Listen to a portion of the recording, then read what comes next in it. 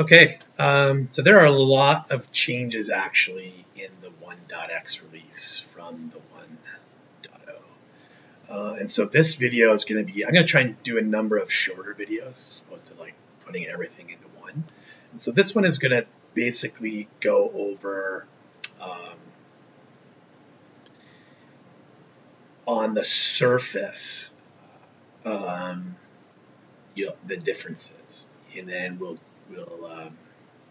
drill into the details behind in subsequent videos. So when the app first comes up,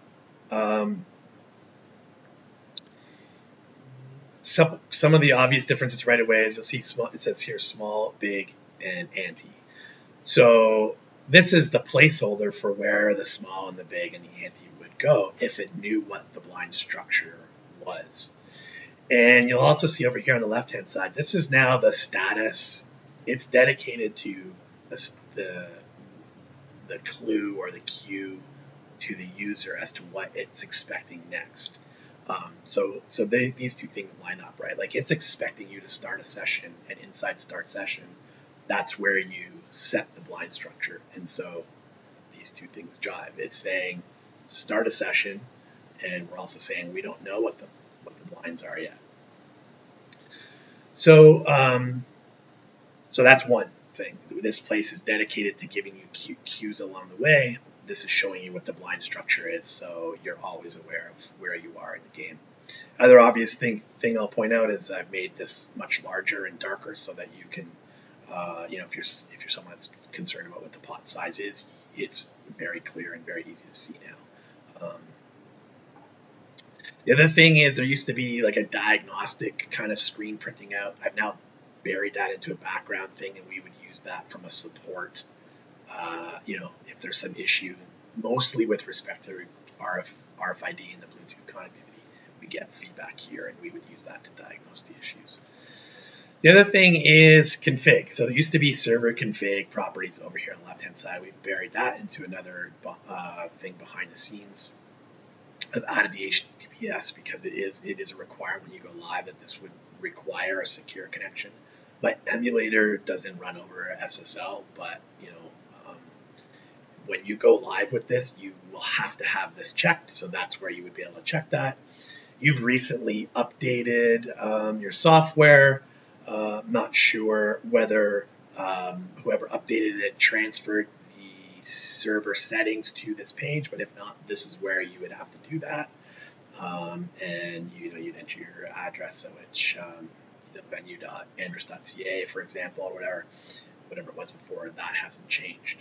And then you would click save. And don't worry about card indexer, that's not in the version you have right now, but the idea here is to give you the ability to add new decks to an indexed file interactively on your own.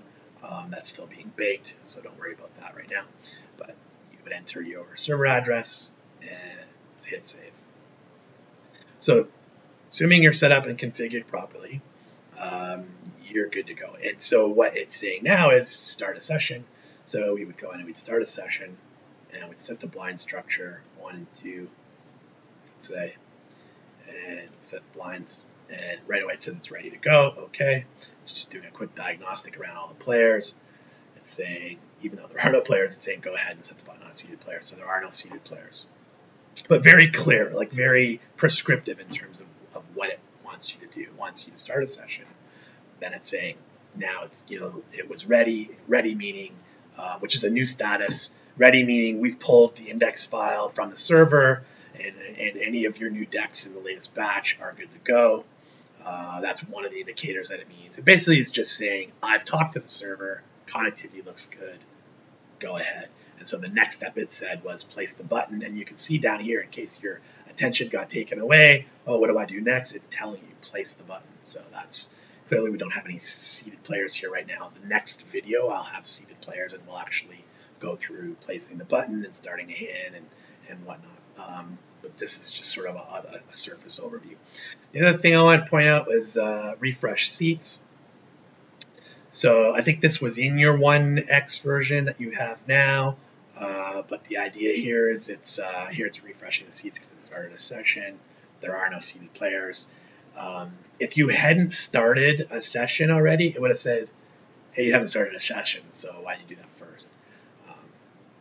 So the other two new buttons here are undo last and highlight action. So when, and this is just like in the 1.x or the 1.0 version that you have, when players are seated, they're the green icon, and when a player has action, it has that white ring around it.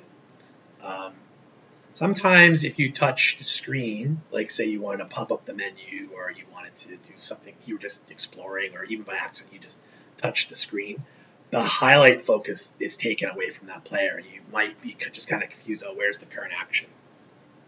So it will tell you down here, you know, that seat 2 folded if that was the last action, which would kind of indicate seat 3 is next to act, or the next player to the left of that last player to act.